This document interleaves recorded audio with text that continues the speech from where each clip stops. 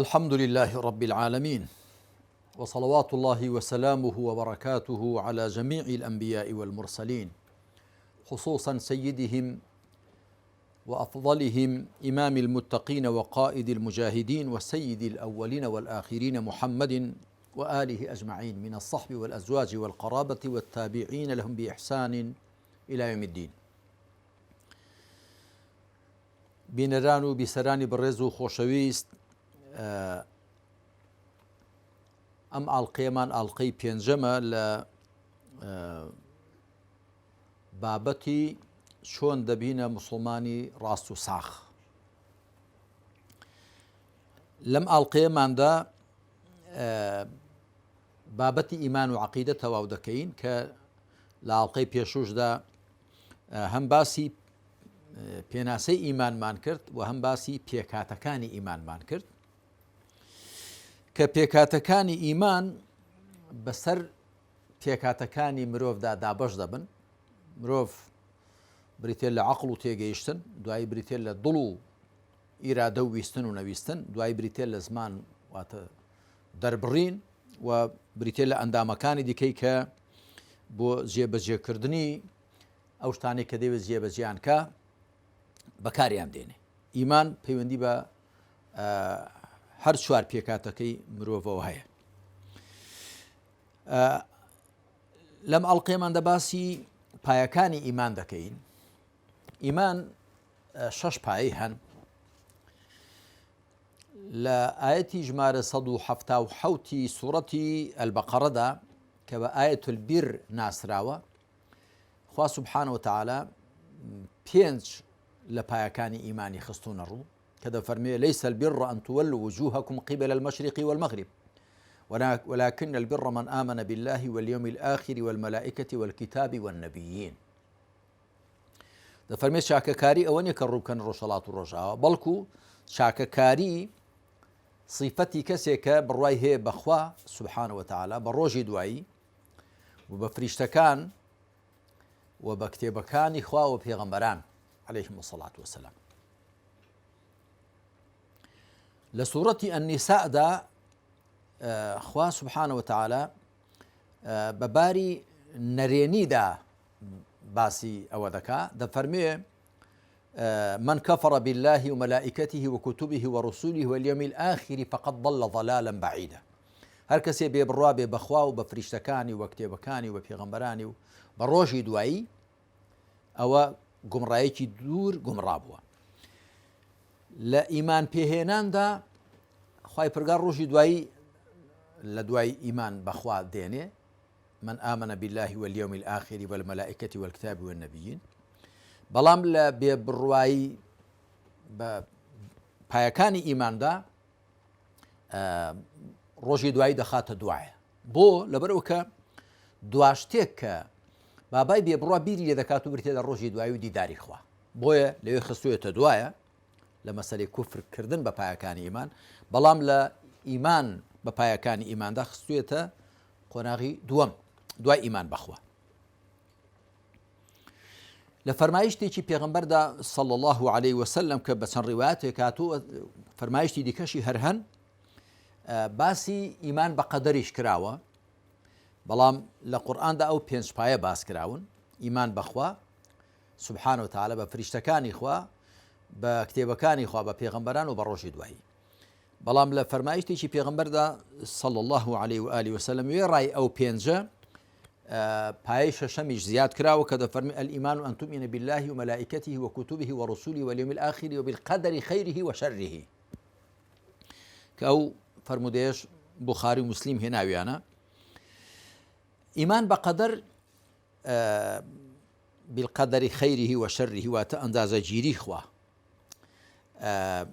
لە ڕاستیدا بۆیە لە ئاەتەکاندا نەهاتووە لەبەرەوەی هەردەچێتەوە ئیمان بەخوا، چونکە ئیمان بە قەدەر واتە ئیمانت هەبێ بەوە کە خوا زانیاری بێسەرەتای هەیە بە هەموو شتێک و دەسەڵاتی بێسنووری هەیە و حیکمەتی بێسنووری هەیە و ویستی خوا هیچ شتێکی لەبەر عاسی نابێت، شتێکی بێوێت دەهێنێتە دی فعال لما يريد. کەواتە ئیمان بە قەدەر هەردەچێتەوە نێو ئیمان بەخوا و بە صیفەتەکانی خوا سوبحانه وتعالى. ئێستا با تۆزێک ئەو شەشپایی ئیمان شی بکەینەوە. هەڵبەتە پایی یەکەم بەڵکو بناغی ئیمان و عەقیدە لە ئیسلامدا بریتێ لە ئیمان بەخوا سبحانه وتعالى. ئیمان بەخوا مەبەستمان پێی چییە؟ مەبەستمان لە ئیمان بەخوا واتە ئیمان بە ذاتی خوا سبحانه وتعالى و بە صیفەتەکانی خوا و بە ناوە هەرە پەسەند و چاکەکانی خوا و ئیمان بە فەرمایشتی خوا، چ ئەو فەرمایشتەی کە دای بەزاند و بۆ بەندەکانی کە کۆتا فەرمایشتی خوا لە قورئاندا بەرجەستەیە و فەرمایشتەکانی دیکەشی لە کتێبەکانی دیکەدا بەرجەستن کە بۆ پێغەمبەران نیکەی ناردوون سەڵات و سەلامی خوا لەسەر بێ، چ ئەو فەرمایشتەی کە لەگەڵ فریشتەکاندا دەیفەرموێ و ئیمان بە یاساکانی خوا بە حکمەکانی خوا و ئیمان بەوە کە خوا سبحانه وتعالى دروستکراوەکانی هەموو تێک ڕاهێناونەدی الله خالق كل شيء. ئەوە وەکو ئیمان بەخوا. پاشان هەر دەچێتە نوێ ئیمان بەخوا، ئیمان هەبوون بە پاکێتی و بێگەردی خوا، بێخەوشی خوا لە هەرچی کەم و کوڕی و لەکە و پەڵە هەیە کە وشەی سبحان الله تعبیر لەوە دەکا. و پێنج لە سوورەتەکانی قورئان بە تەسبیح و بە پاکگرتنی خوا دەستیان پێ کرد و سوورەتەکانی ئیسراء، الحەدید و سوورەتەکانی حەشر و صەف و جومعە ئەوە پێنج و سوورەتی الأعلاش بە فەرمانکردن بە تەسبیحی خوا سەبح اسم ربک الأعلا دەستیان پێ کردووە.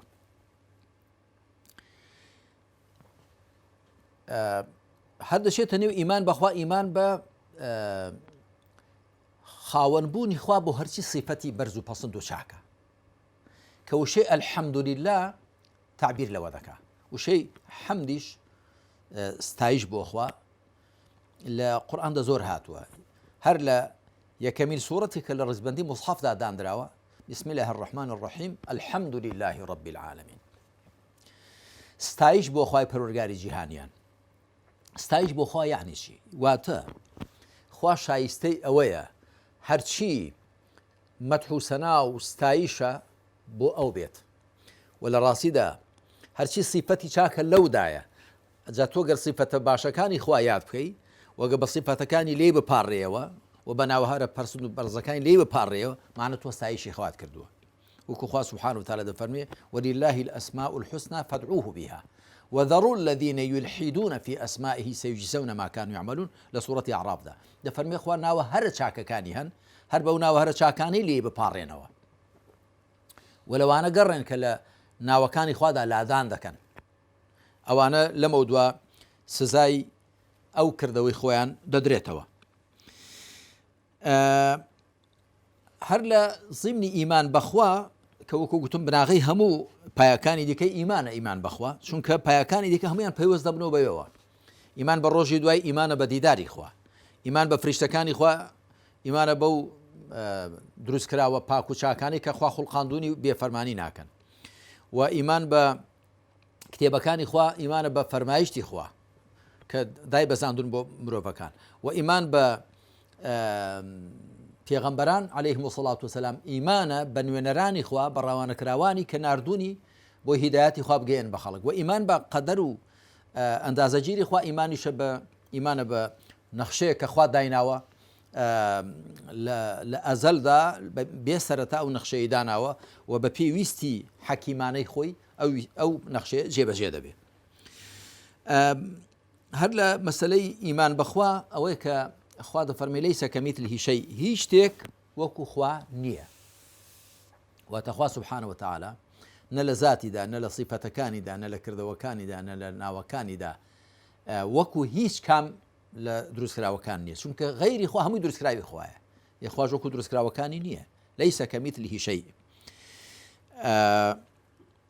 و ئێمە ئەو سێ وشەیە سبحان الله والحمد لله والله ئەکبەر سێ وشەن کە لە زۆر لە دروشمەکانی دینداریدا دووبارە دەبنەوە، بەتایبەتی لە نوێژدا، واتە بە پاکگرتنی خوا لە هەرچی کەم و کوڕی و لەکە و پەڵە هەیە و ستایشکردنی خوا بە هەرچی صیفەتی چاک و ناوی بەرز و پەسەند هەیە و بە گەورەگرتنی خوا لەوە کە وەک هیچ کام لە دروستکراوەکانی بچێ بەڵام کە ئێمە دەڵێن الله ئەکبەر خوا گەورەترە واتە خوا گەورەترە بەو شێوەیە بۆ خوا شایستەیە ناوێتە زەینمانەوە کە خوا بە قەبارە گەورەترە چونکە خوا سوبحانەهو وتعالە قەبارەی نییە وەخوای متعال وەکو هیچ کام لە دروستکراوەکانی ناچێت.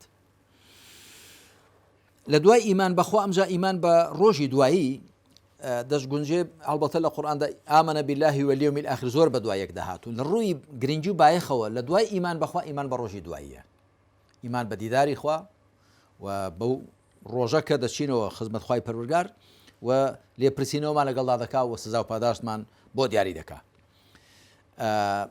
ڕۆژی دوایی ئەهمیەت و بایەخێکی یەکجار گەورەی هەیە چونکە لە دوای ئیمان بەخوا سوبحانەهو وتعالە مرۆڤ بەهۆی ئیمان بەخواوە ئەمجا ڕێی ڕاست دەگرێتە بەر و لە ڕاستیدا هەر کەسی ئیمانی بە ڕۆژی دوایی بێ خۆشی ئامادە دەکا بۆ ئەو ڕۆژەی کە دەچێتەوە خزمەت خوا و چاوەڕێی سزا و پاداشتێک دەکا لەسەر کردەوەکانی خۆی کە کردوونی.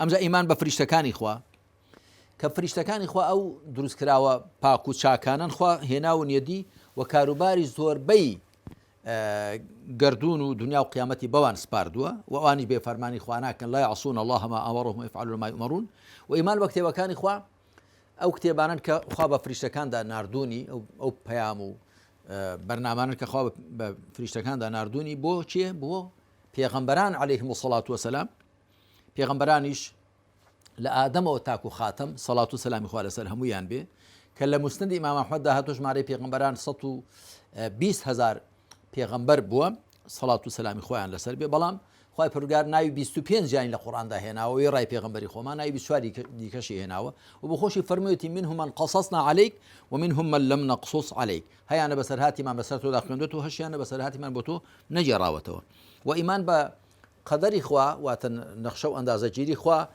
بۆ مرۆڤەکان و بۆ هەموو دروستکراوەکانی ئەویش دیارە یەکێکە لە پایەکانی ئیمان. ئەوەی کە لە کۆتایی ئەم ئاڵقەیەدا دەیڵێم ئەوەیە کە ئینسان تا ناسینی بۆ خوا باشتر بێ ئیمان پێهێنانیشی چاکتر دەبێت و هەتا ئیمانی باشتر بێ خواناسیەکەشی زیاتر دەبێت. جارێوە کەسێک نەخوێندەوارە بەڵام چاک خوا دەناسێ و چاک بڕوادارە بەخوا تەماشا دەکەی زۆرش لەبارەی خواوە دەزانی و سیفاتەکانی خواکردەوەکانی خۆی کە خەڵکی دیکە خوێندەواری شەو سارزاشە نایزانێ خوا بە لوتف و کەڕەمی خۆی ئیمانمان لە دڵدا چەسپاوتر و دامەزراوترکە و تەوفیقماندا بەو شێوەیە ئیمانەکەمان بەو شێوەیە بێ کە خوا لە قورئاندا باسی کردووە و پێغەمبەری خاتەم صلی الله علیه وسلم لە ڕێبازەکەی خۆیدا بەرجەستەی کردووە پێشانی داوین. لێرەدا کۆتایی بەم ئاڵقەیە دێن و صلی الله علی محەممەد وعلى آله وصحبه أجمعين والحمد لله رب العالمين.